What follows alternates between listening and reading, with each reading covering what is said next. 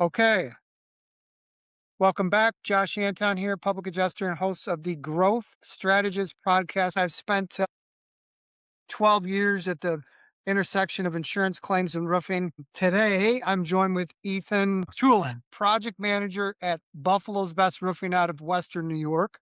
Buffalo's Best has built a serious local reputation, a plus rated nearly 5 stars across the board, and known for doing right by homeowners and everything roof replacement, siding, gutters, and some storm damage. It sounds like you don't really do storm damage, but we can get into that. Yeah, we could get into that, yeah.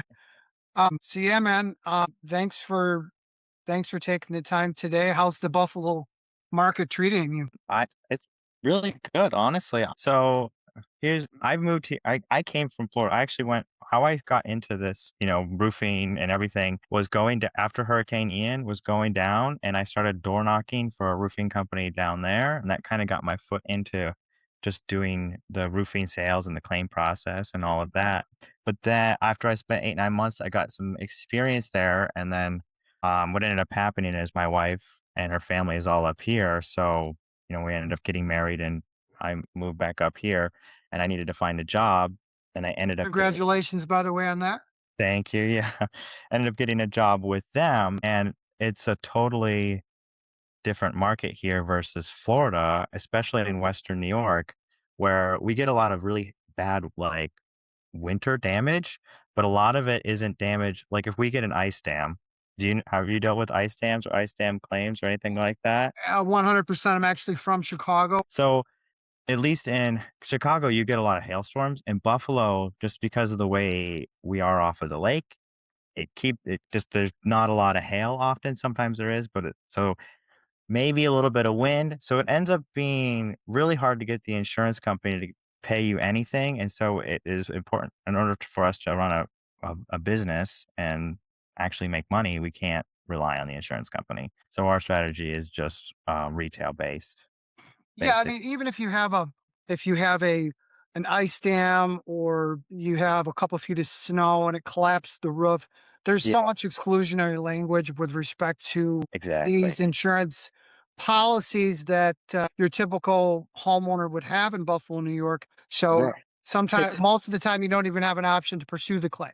I mean, the times where it can make sense is when we have a homeowner who has cedar shake, needs to get redecked. They have a decent policy and there's significant wind damage, to one of the slopes. And I refer it to a public adjuster because I don't even want to deal with going through the claim process. But there are times when they've been able to get them approved for the whole thing and get, or most of it, and get, a lot more money than what they were initially paying because of the redeck and the code requirements.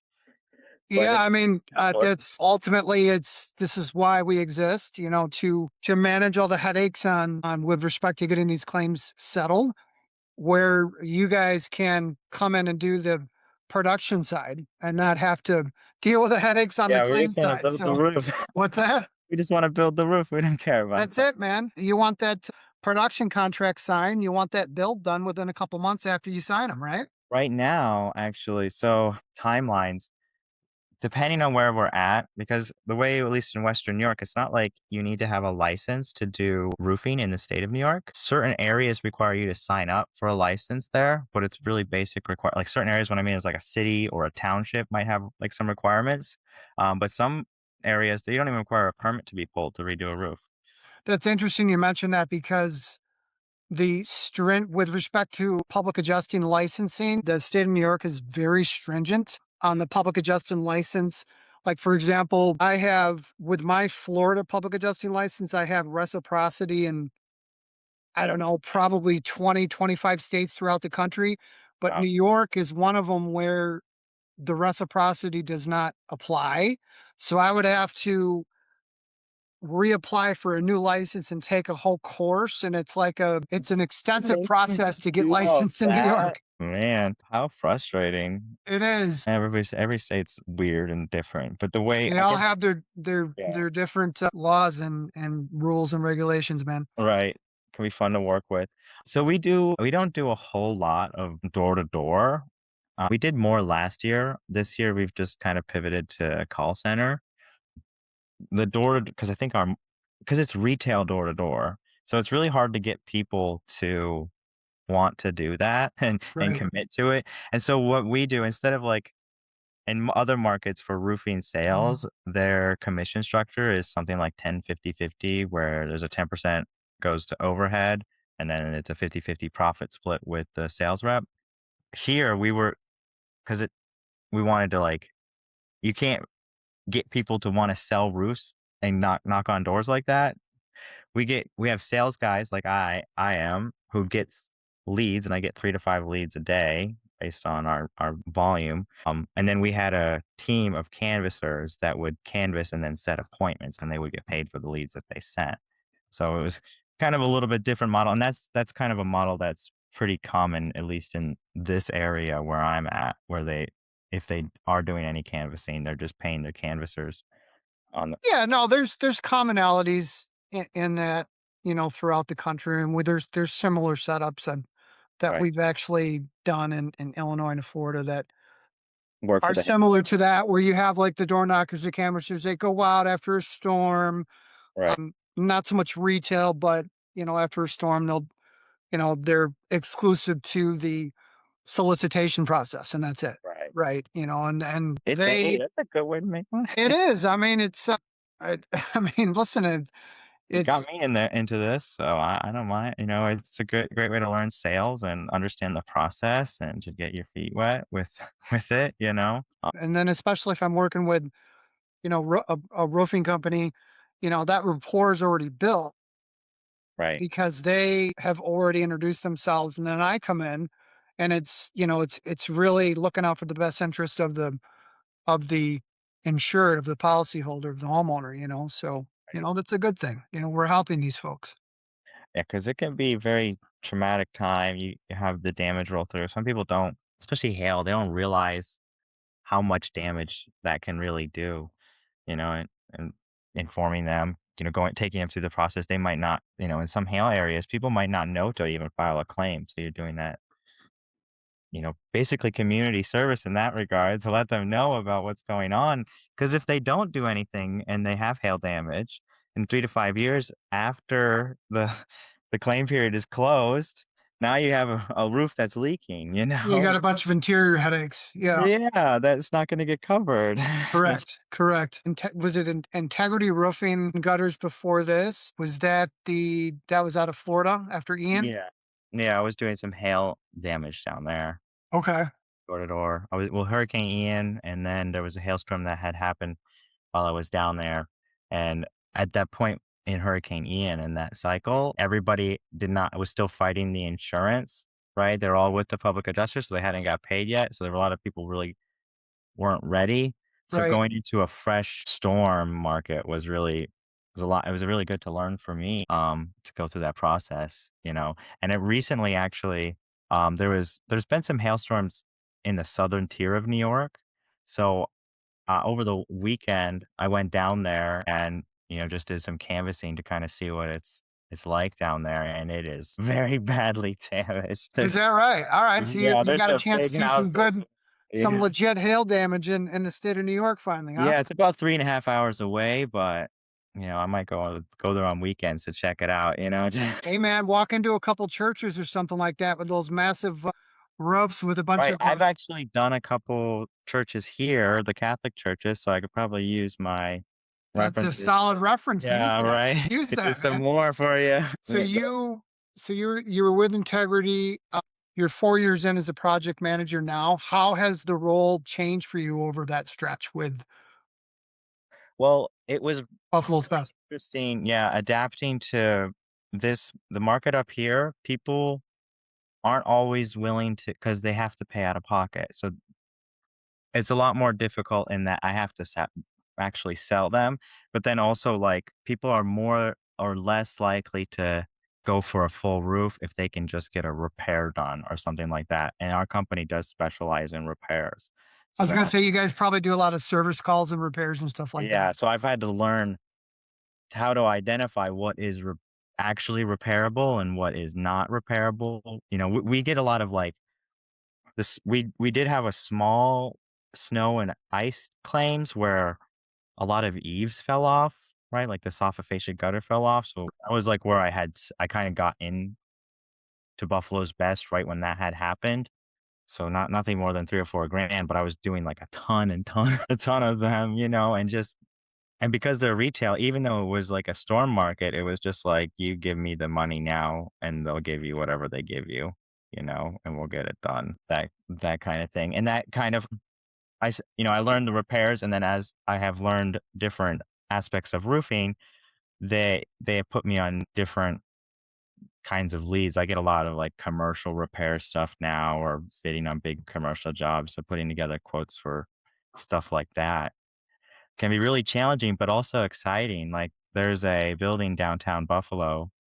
They are 19 years old, property maintenance guy. He's looking to retire soon, but he wants to get the roof done before he retires. So he's basically having everybody in the town quote him for it, or so then they can pursue a roof next year. But it's 700 square flat roof, eight. I was gonna say it must be a modified bitumen or a built-up roof or It's TPO, something like that. TPO right now, yeah. Okay.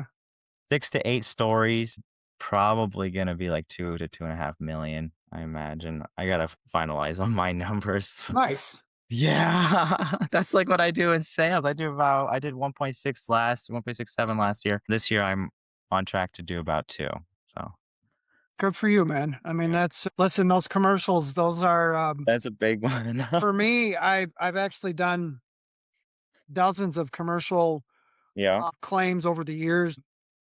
I actually I've got a few of them in Illinois right now. Yeah, with that hailstorm. Yeah, there was a couple. There was one in March and there was one just a couple days ago. No kidding. Yeah, so one of them is like 300 squares. My god. Probably be about a it'd Big probably be about a warehouse. 800, our estimate's probably gonna come up to be about 800K. The issue is the policy itself, it's got an ACV roof endorsement and cosmetic exclusion. Oh. So that's gonna Certain things they're gonna not wanna pay for. yeah, it's gonna drop down the bottom line number a little bit, but there's no disputing that the damage is there. So Right, get as much as you can and figure out how they can pay for the rest of it. Those companies usually have some kind of emergency fund or something like that. You would hope. yeah, no, some of them do. Buffalo's best. You guys have built a good name, a real name locally, A plus rated, almost 5 stars everywhere. When you came on, was that reputation already there, or is that something that you watch get built? It has it was somewhat built already, but I feel like I've contributed to it. We were Okay, at 4.8 and now we're at a 4.9, so nice. it has gone up, yeah. And part of we just have I think the owner is really good. It's kind of a smaller business and tighter knit, and just having, like, good processes to ensure quality across all of our services and everything. Which can be hard to do at the volume and scale that we're at. We probably Customer service, follow-ups, I mean, yeah, even if it's a problem that you can't solve, I mean, just little things, simple stuff like communication, answer your phone when a customer called you, it's like not rocket science, but just take care of your clients, take care of your customers, and, you'll see the benefits down the road. You have to have a culture too, internally, having a culture of, like, ownership and making sure that you take responsibility for what you're, in charge of, and and each person doing that across the company, can Absolutely. better results. At least that's what we experience. No, that's great, man. Well, let's talk about the original. Door knocking, door knocking is dead. I sent that to you on your email. Yeah. I Where think I mean, where do you land on that exactly? I mean, it's is it still a real channel for you guys? Has it it's shifted to like referrals, digitals? no, well, most of our chat, yeah, it's gonna be mostly pay per click and Google will Okay, be the biggest. Probably 60-70% of our lead volume is through Google. Google, yeah, it would be like if somebody's searching for roofing services in the area or a bunch of different search terms, the owner is spending as much money as he can to be on all at the top of all the search terms. And if you look up, you can do it against your competitor search terms. So if people are searching for like other roofing companies, like Stella Roofing or BlackRock Roofing or something, You could pay to be at the top of those results, and people will click to call us even, and they'll think sometimes that we're some other Oh, company, I you see. know? Okay. He just like trying to put as much as he can into Google to get it at the top result, you know?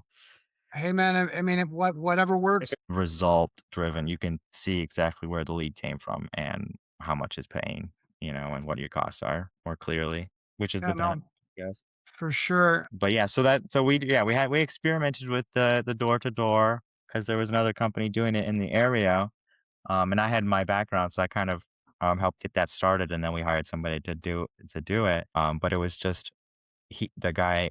Maybe he wasn't given enough resources to constantly have new people come in, but that was the problem. It was hard to just get people to stay working in the canvassing role. A lot of churn. Yeah, no, it's definitely a very high turnover rate in that regard. I mean, just getting in front of a homeowner, that can be a little tricky sometimes. I mean, obviously, there's a lot of Right. we're in a very competitive business, roofing, restoration, public adjusting, and insurance, storm restoration. I mean, ultimately, there's so much competition. Folks are sometimes harder to reach. It's Yeah. they're more skeptical. There's so much information out there where they can use like six different AIs to find this and that and you know, That's That's why people trust our brand though. So it's like it's a good thing for us that people are more skeptical because they like that they called us out there and I'm supposed to be there. I'm not a solicitor or whatever, and they want our opinion because they see the reviews and everything, where you don't have that same level of trust with a homeowner when you're just coming and knocking on their door. 100%. I think that level of trust and rapport and reputation that you guys have established over the years, that's huge. And Yeah, absolutely. unfortunately, there's many companies out there that don't have that option because they're just not established. And they're trying, but I mean, It's hard. it's not exactly easy. So congrats on that, man. That's awesome. It definitely takes time to get to that point, but having we do get a consistent amount of people tell other people. It's just like it's like a snowball. I think there are people who get in the roofing industry. There are people who think, "Oh, I have to chase the next hottest storm, the next hottest storm." Where if they just sat put and worked their same community over and over again and went every avenue and did a good job with people, you just you accumulate that snowball over your time and doing good work, and in doing good work, you will get rewarded for that, I believe. It just takes time to see it. And so I think it's better to focus on your quality work and quality production instead of trying to chase like the next biggest storm, and I see a lot of guys doing that. No, listen, I agree with you 100%. I think quality over quantity.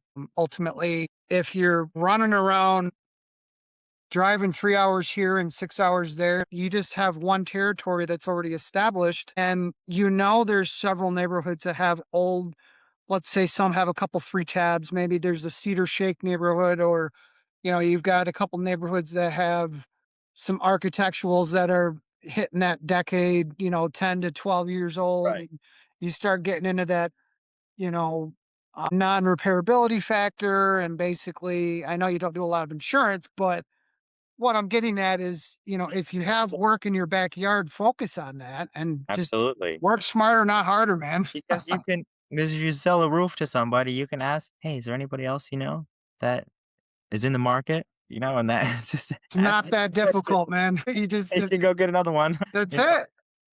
And I think some roofers get too focused on your job instead of their own job, and trying to fight the claim. Like, I think it's better to keep like, yeah, sometimes it's all right to, like, help a homeowner if you can, but sometimes it's not your job, and you should stay in your lane, focus on the roofing, and pass it off to somebody like you, who can do it all day long. Because 'cause I'd rather be on the roof, or talking with the homeowner, getting pictures, having it put on, not calling the insurance company and trying to get paid, whatever. It frustrates me. Insurance Yeah. claims are they're an effing headache, man. They are. I'm thankful that people like you exist. Listen, public adjusters are truly needed. We really are. I mean, Not they're unfortunately, Unfortunately, this day and age, a lot of more often than not, you'll get a homeowner that doesn't understand that it doesn't because they don't know, and they're just Right. thinking, oh well,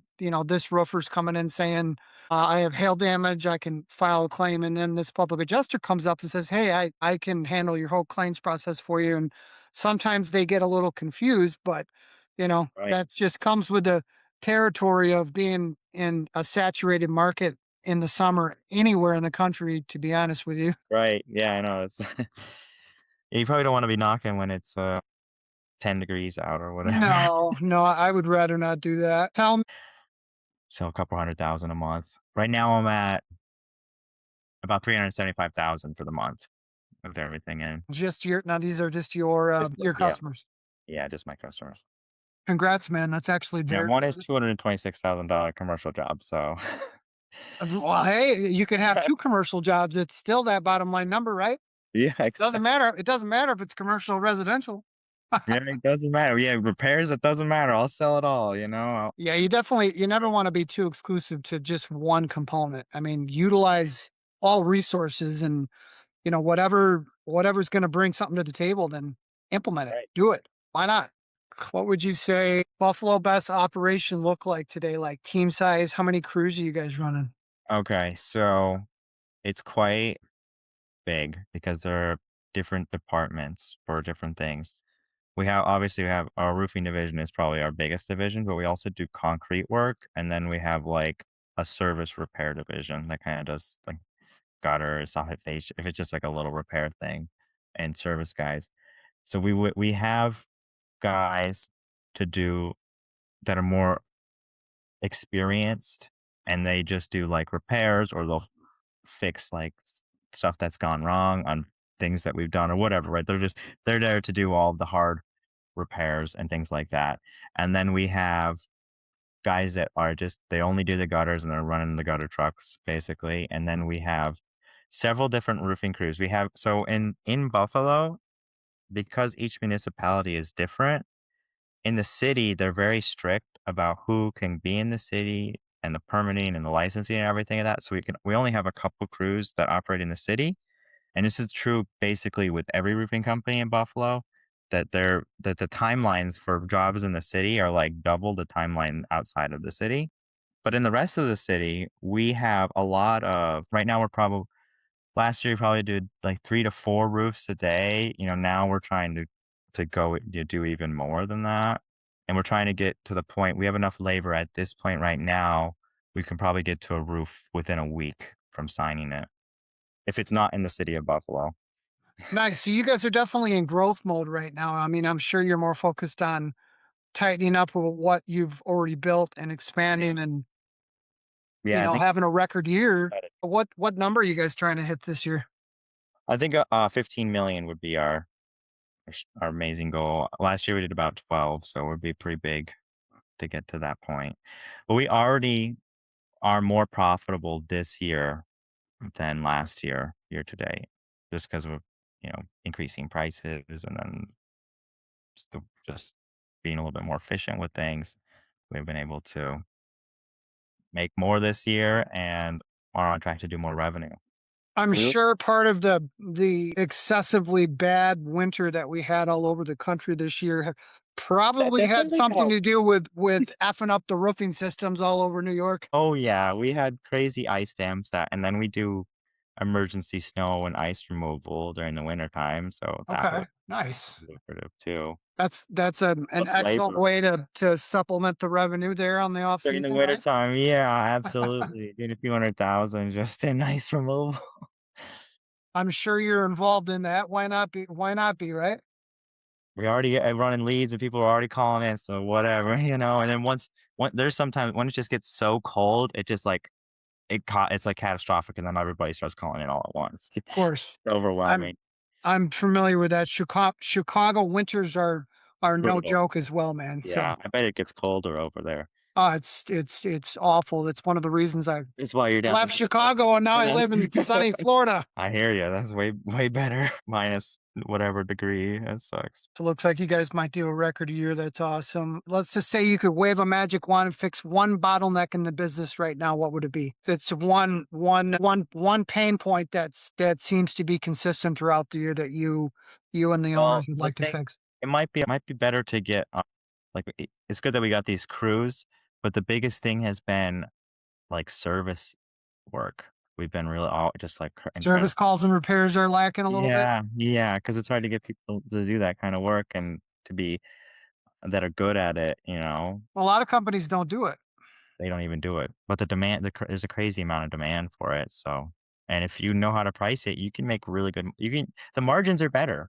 The margins are at least 80 for generally on repairs. You know, we wouldn't even 70 to 80, you wouldn't really wanna go less than that on a Yeah, I've repair. had other guests tell me the same, but they just don't. They're so slammed with these all these storms that come Yeah, they get through the country. It's like they don't even want to fuck around with it. You know. 'cause it's small, I get it, but if you can make $1,000 off, like, an hour of somebody's labor to go out there or It's a whatever. no-brainer to me. It's just you have to make sure it's priced right is all, and say no to stuff that you're not willing to do, you know? As long as the price is right, it doesn't really matter. They'll be willing to get it done. No, 100%. Well, listen, Ethan, this has been a great conversation. Before we hop off, I wanted to explain basically what I'm doing right now. So I'm currently working with roofing and restoration companies. So what I do is I build customized growth plans for roofing companies. I get into their operation, I identify the pain points, bottlenecks, and then use the growth plan that I prepare customary to these companies I'm working with to help increase revenue, streamline operations. So I'd love to sit down with you and one of the owners sometime, maybe next week, maybe not even 20 minutes, and look at Buffalo's best and talk about a little bit more detail where some of the other leads are coming from and where things are getting stuck and where there's, growth being left on the table, So it's complimentary. I mean, Yeah, we'll book something in the next couple weeks. Just check with your with the owner, see what his availability is in the next couple weeks, and we'll put something on the table. yeah, that sounds good. But other than that, man, Ethan, I appreciate your time today. It's been a pleasure, Josh. Thank you for having me. Of course, you have yourself a good week and stay safe out there. Okay.